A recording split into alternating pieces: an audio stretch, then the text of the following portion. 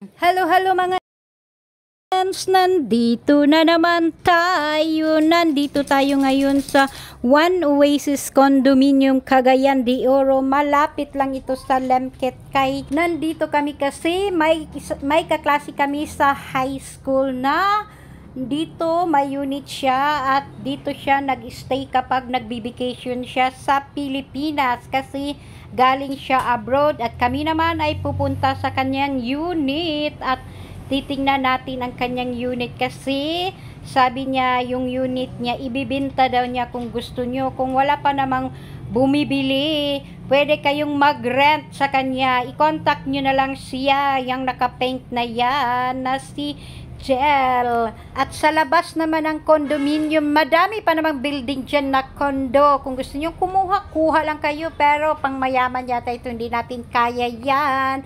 At yan ang view sa labas. Ang ganda ng view kasi maaliwalas at saka maraming mga bulaklak. At dito naman sa lobby ng kanyang unit, nakapasok na kami dito sa kanyang unit. Tinitingnan ko yung wall, ang ganda ng wall na nakalagay na wallpaper, pero iba siya na wallpaper, galing yan sa abroad, dala niya. At ito naman, may dalawa siyang room at saka CR yan at itong lababo niya. At kumpleto kung kayo ay gustong mag-rent dito, may TV na at saka may maliit na dining table yan. At dito naman pumasok naman ako sa room kasi makikita natin dito ang view sa labas na kanyang room. May terrace dyan. At pagkatapos namin doon sa kanyang unit, pumunta naman kami sa isa na naman naming kaklase na si Juby na may eatery at saka may video kuhan dito. Kumakain muna kami ng tanghalian dito. At pagkatapos ng pagkain namin tanghalian, mag-video naman kami dyan at kain muna tayo at nag-pray naman ang aking classmate at ito naman ang aming ulam. Yang ulam na yan ginawa ng aking isa kong kaklaseng yung naka-red. At dito naman tayo post.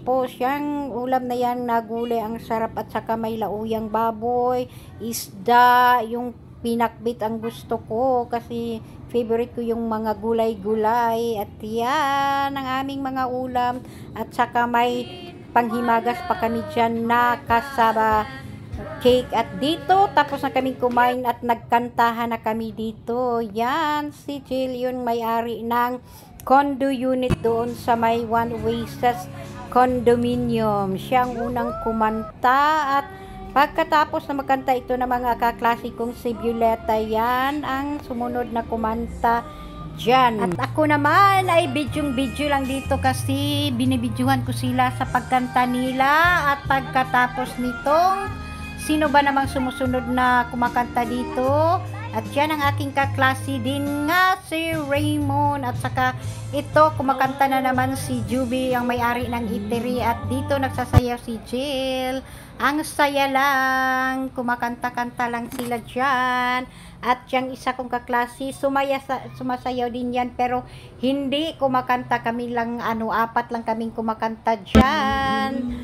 At dito naman sa kabila tayo ay magsaya. At ito naman ang aking kaklaseng lalaki, yan ang kumakanta, susunod na yan.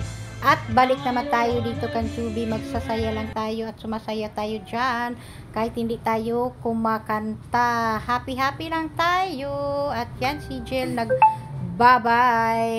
At ako naman, at pahuhuli pa ba naman ako naman ang susunod na kakanta. Yan, nahiya naman akong kumakanta dyan kasi binibidyon ako ng aking kaklase na si Juby. Yang hiya naman ako kasi ay nako, ayaw ko yung binibidyo na akong kumakanta pero wala akong magawa. Yan lang. Thank you so much for watching and follow for more. Bye!